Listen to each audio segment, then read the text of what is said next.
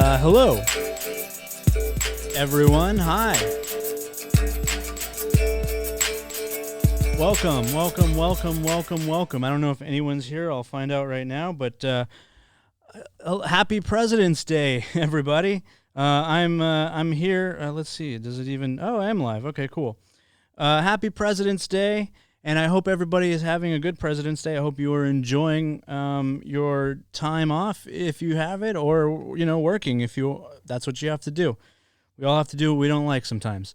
Now, I titled this episode "Despair is a Mind Virus" because I do believe that it is, and I have a personal story that I'd like to share with people that where I came from and how I've achieved some level of success at the moment. But first, I wanted to play this quote from Dan Pena.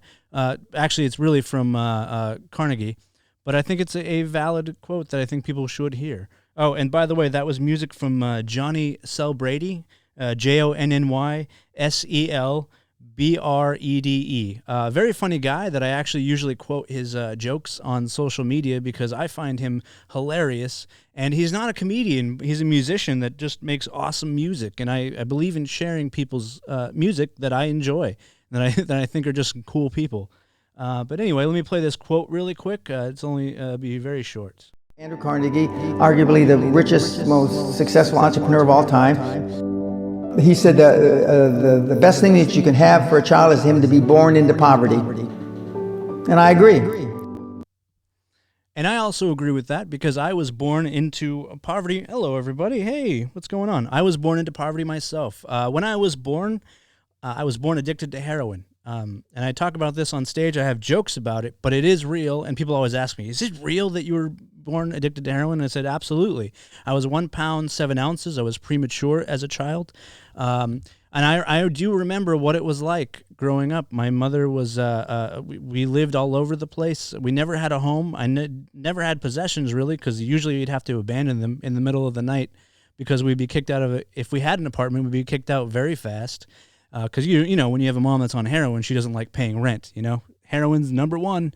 And I always found it very interesting that thank you all for joining, everybody. But I always found it very interesting when people say, oh, I came from a tough background. And I go, good.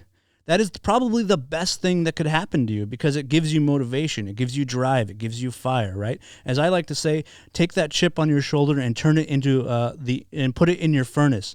Don't let it eat you alive. Use it as motivation because you actually have more advantages from coming from a tougher background than other people that didn't. If you've ever talked to rich people that came from money, they are the most boring people in the world, right? And they usually don't achieve too much and they end up losing their parents' money, right? So don't be that person, right? Have that fire, have that drive. And so that is what I've had as long as I can have it because I believe I did come from poverty. I remember begging on the streets with my mom for money just to get food every day. And we lived in a car. That was a really rough time. But actually what's funny is as a kid, it didn't seem abnormal because that's all I knew. I thought everybody didn't have a home, or that everybody just stayed in motels or everyone watched their mom shoot heroin every day, she quit she did die when I was 9 because of the heroin, but she did end up quitting in the last year of my life and finally got things together. So I will say that that was a good thing, right? But I see a lot of people constantly try and spread despair that things will never get better. And to them, I usually want to say, shut up and sit down! Because you're not helping anything, and you're also not helping not only yourself, but you're also hurting your friends. And I don't like friends like that around because I am a motivated person. In fact, I am on the 15th day straight of work. I haven't had really much of a break. I've been editing a lot. And yes, I don't see my family as much as I should, but right now I'm trying to buy a house. I don't know if I'll get there anytime soon, but I want to be proud of my accomplishments coming from literally nothing. If I could get a home, that would be an ultimate goal for me. And so I believe when people try and spread that message that things are not possible, I do have that. Not only did I come from nothing, but I had no connections in this business. Now, my boss, where I work now, which he happens to represent the number 6th highest paid comic of all time so far. He's been number 6 for a long time, below Kevin Hart and all those other guys. My boss started the company that I'm at now out of his garage in Bakersfield. Now, he did that, and he didn't let other people say, "Oh, you can't make it in this business. It's not going to happen." He sacrificed, and he worked very hard for a very long time, and now he's a literal millionaire, right? And I don't, when I look at people that are successful, I do not look at them, and I do not get jealous. Luckily, that is something I am proud to have never had, because I've had some very successful friends throughout my life. I have a friend that owns his own trucking company and does very well for himself. And I never went, "Oh man, how come I don't have that?" What I always say is, what can I do to achieve something similar? That is a better approach to life, is instead of being jealous of what others have, try and figure out, like a puzzle, how you can get that too. And I believe it is possible for people, and you have to work hard. There is no shortcut to anything. Let me explain how I got the job I have now. I used to edit. I went to film school, right? Luckily I had a good family that took me in and helped me along the way. I think that prevented me from spiraling into a negative path, because when you come from where I come from, sometimes those kids end up very damaged. And I'm happy that the family that I do have are nothing but good people not nothing, but I'm sure there's terrible people in there. But there are very good people that do love me, and they've helped me along the way, even through my many mistakes, because I make mistakes. Another thing is, don't be afraid of mistakes. I've made so many, and it's actually, I look at every mistake as a learning opportunity. I don't look at it like I failed. I think that what I'm trying to get at is the best way to be is to change your mind perspective, and not look at the negatives as nothing but negative. They can be negative. Don't get me wrong. I'm not an optimist. I'm a realist. But you look at the negative and say, what can I learn from that? So the way I got the job I have now is kind of an interesting story. I went to film school. I was doing stand-up comedy at the exact same time, so I would always perform as much as I could. I went up pretty much 5, 6, 7 times a week, and or usually sometimes a lot more. And I would perform in terrible places. I met a comic that would become my roommate, and at the same time I went to film school, not sleeping. I'd work jobs I absolutely hated and did not want to be there, but I did it anyway because, as my friend who became my roommate told me, practice like you play. Yes, that job sucks. Yes, it's not what you want to do, but if you don't put effort into something, even something you hate, how will you put that same energy into something you absolutely love?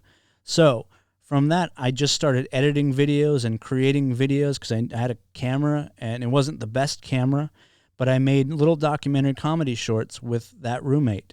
Now, I didn't know at the time, but he was writing for, at first, Girlfriends, and then eventually Everybody Hates Chris. So one day, he came to me with a bunch of footage and said, "Hey, can you edit this?" Didn't tell me what it was, and it was Chris Rock in London. And I edited that little clip to the best of my ability, right? And I was so excited because I'm like, wow, this is amazing. And I did that for several months, working on different clips with him. We got notes. I learned how to understand the notes process of editing. Before that, I would just kind of create things on my own and just be like, oh, I don't know if this is any good, And so from that, from just working for free for my roommate, I got something on my reel that I could show people that I'm not just some kid off the street, which I kind of was, but I actually had skills. And it wasn't because I went, oh man, no one, I'm not getting enough money for this. I'm still having to work at a coffee shop while I edit for Chris Rock. This is bullshit. Instead, I went, no, this is an opportunity. And from that, many years later, I got another opportunity to work with Jim Jeffries and Eddie Ifft on their podcast. And that was the thing that changed my life. I didn't know it at the time, but it would change my life forever. So even though all the time I'm doing these things, I'm working jobs I absolutely hate. I despise them. I didn't want to be there, but I did it anyway. I even worked at a casino while I was doing some of these things, and that was a difficult life. But I never gambled before in my life, never played cards, didn't even know how I became a dealer at a casino, didn't know what I was doing. But from the sheer will, I figured it out and learned how to become. I went from one of the worst students in the, because it was this weird opportunity where it was a Hollywood Park casino where they were offering people that had never dealt cards before the chance to learn and become a dealer. And I was like, oh, let me take that opportunity. I got that actually from a friend.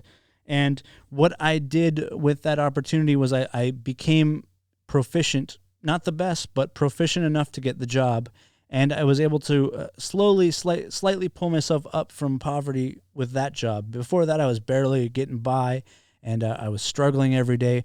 And but I've always been an amazing reader, so I researched and did my due diligence to become good at that job. Didn't like the job, but I still became good at it.